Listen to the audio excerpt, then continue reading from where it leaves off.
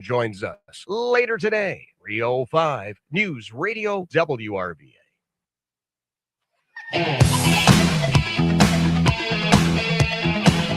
It's 6 o'clock. Rich has been up since 3 a.m. He's already down 3 Diet Cokes before dawn. Now he's got 4 hours to burn off the caffeine. Richmond's Morning News with Rich Herrera. Wake up with Rich or play catch up all day. You've been warned. This is News Radio WRVA.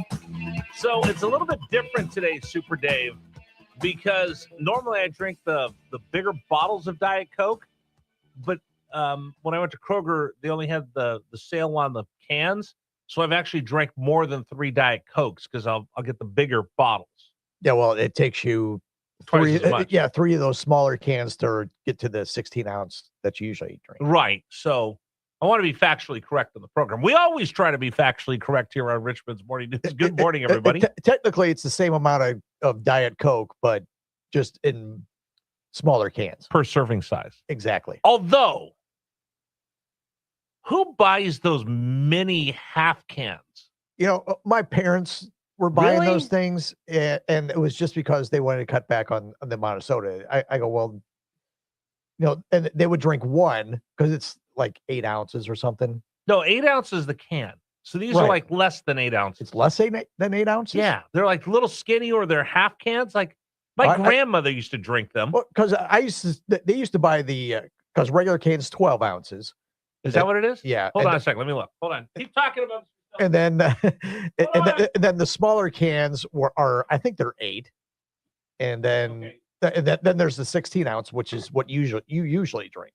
Okay, so for those of you that are watching, what do you got? The trash can there? Yeah, no, it's a recycling bin. Okay, these are 12-ounce cans. Okay, well that's a regular can of soda. Yeah, right. Yeah, okay. Yeah, see, then there's the smaller cans that I think those are 8. Okay. Then there's the 16. I think it's the 16. The bottles the plastic bottles that's what I think I drink. that you normally have. Yeah. Right, but these are who drinks those little mini ones? My parents, because they were trying to cut back on their soda intake, and so okay, well, we just bought these 8 cans. I go, these 8 ounce. So I drink cans. 2 of them. No, they only drank 1, but when I was there, I would drink 2. hey, son, we told you just 1 soda today. Well, they're little mini sodas. Yeah, well, the 8 ounces, that's like a shot. Okay, so you realize when you go to a restaurant, drinking soda is pure profit for them. Oh, yeah. The cup actually sometimes costs more than the soda. Yeah, oh, definitely. So, like yesterday, Riggs and I went to Taco Bell. I'm like, all right, I'm going to be cheap. I'm just going to get a small soda. But it was like 15 cents difference. I'm not going to be that cheap. I'll get the large soda. That's just 15 cents profit for Taco Bell. Yeah. But I did eat the lettuce and I didn't get sick. So I was happy to give my 15 cents for good lettuce. Well, you are looking to lose weight. So that's one way to do it. Oh, my gosh. I'm sorry, Dave. I promise I'll get to Richmond's Morning News Brief. I saw some idiot, a social media influencer, saying whatever I can't pronounce it. The cyclospora. Thank you. They're using that. They're saying, like, if you get that, that's a great way to lose weight. Yeah, I saw that. And that's can I just slap you? Yeah, can I just slap you? Yeah, and you can die too. Yeah, and you wonder why these young kids who listen to stupid things like that are voting for communists. I'm just saying it. And it's not like if you survive it, you would gain all that weight back within a week. I think I need to go smack my kid around for his generation. I think I need to go berate Rigney over his generation. We got to blame somebody. Yeah, exactly. All right, let's get to Richmond's Morning News Brief before I get in any trouble this morning. All right, story number 1. It's official. Yesterday, El Sayed was saying, I won. He claimed it. Then a little bit later, the AP called it, talked to his opponent in Michigan, and he will take on Mike Rogers to run for that Senate seat in Michigan. So why do we care about it in Virginia? Well, I think we have to start asking ourselves a question. I think Democrats have to start asking themselves a question.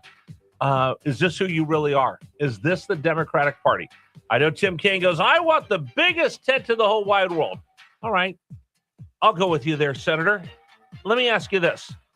Where is the line? Senator Kane, Senator Warner, you guys are both going to have to answer this. Where's the line? John Fetterman has the line. He says, you know what, Hassan Piker and Saeed, I don't want to be part of a tent that you two clowns are in. I don't want to have anything to do with you two. That's Fetterman. He's the only one who's come out and drawn that line and said, this is, my tent can't be that big. So for Senator Kane, Senator Warner, where is the line? Are you willing to take anybody into your tent in order to beat Donald Trump, or do you have a line you won't cross? That's a question I think we should start asking. All right, that's story number one. Here's the latest from Fox News.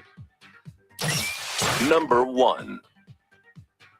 El Sayed will face off against former Congressman Mike Rogers in the general this coming fall. Rogers told our Laura Ingram that El Sayed wants to be mean and wants to be divisive, and that he'll beat him this November.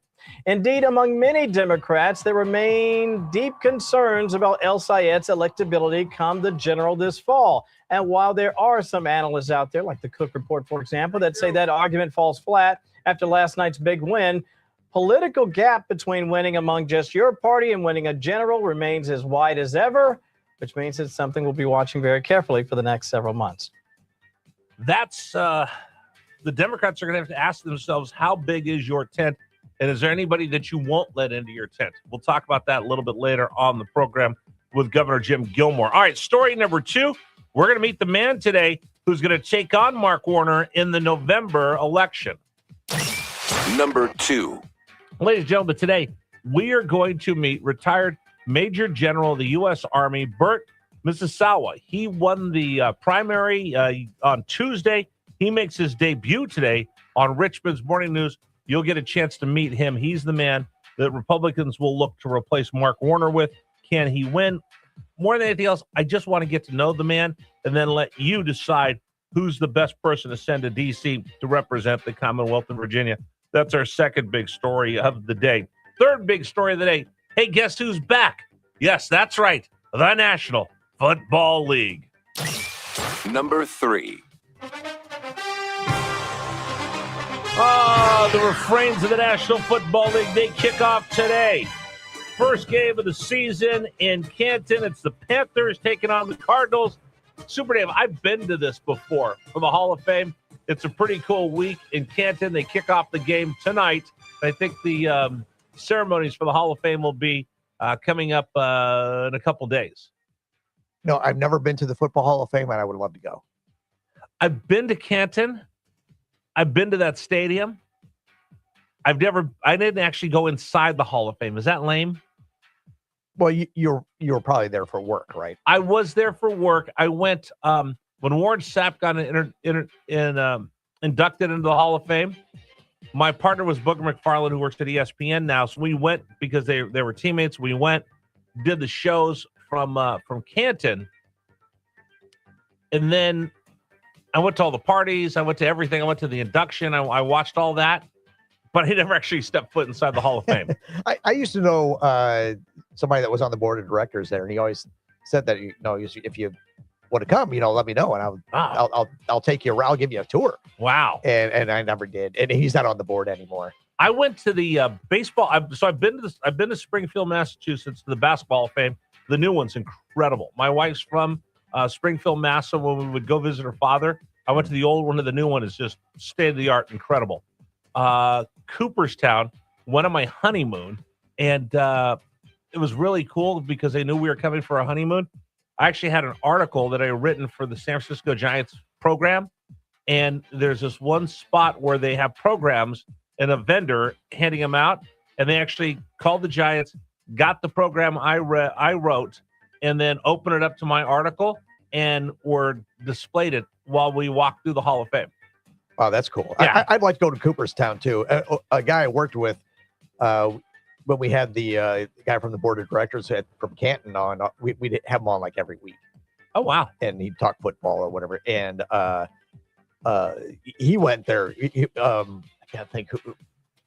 One of the Cowboys was being inducted that he was friends with. Oh. And he went to the ceremony and all that. It's cool. Yeah. And they took him around, and he goes, all you see is the one building on the Hall of Fame. He goes, but it's so much bigger. It's so much bigger.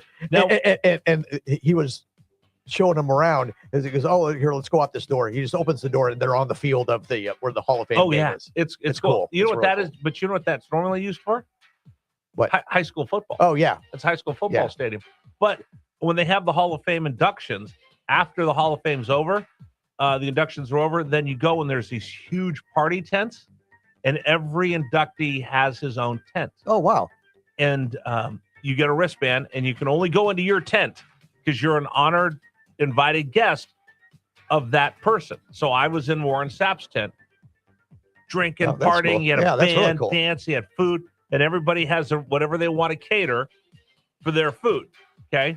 But then all the gold jackets walk from tent to tent to tent to tent. So all of a sudden, all these VIPs and gold jackets are like walking in, like, oh my gosh, there's Ronnie Lott. Oh my gosh, there's Joe Montana. They all come in, visit, welcome everybody, say hi to the family. It's pretty cool. As Drew Pearson, that's who Drew was going, Pearson. that's All who was right. going into the Hall of Fame where he went and saw. And there's also, I know this from just from talking to people. There's also a meeting room there that only gold jackets are allowed to go into. Oh, that's pretty cool. And if you're not in the Hall of Fame and don't have a gold jacket, you're not allowed to go in. Wow. That's pretty cool. All right. Story number 4.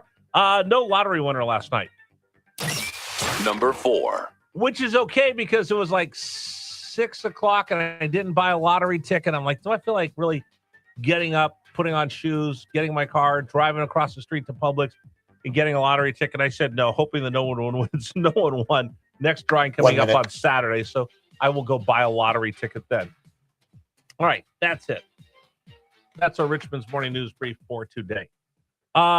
We've got an interesting show planned for you. Like I said, we will get to meet Bert Mississauga, who's going to be running for U.S. Senate against Mark Warner. He joins us coming up in 45 minutes from now. You'll want to get a chance to meet him here on Richmond's Morning News.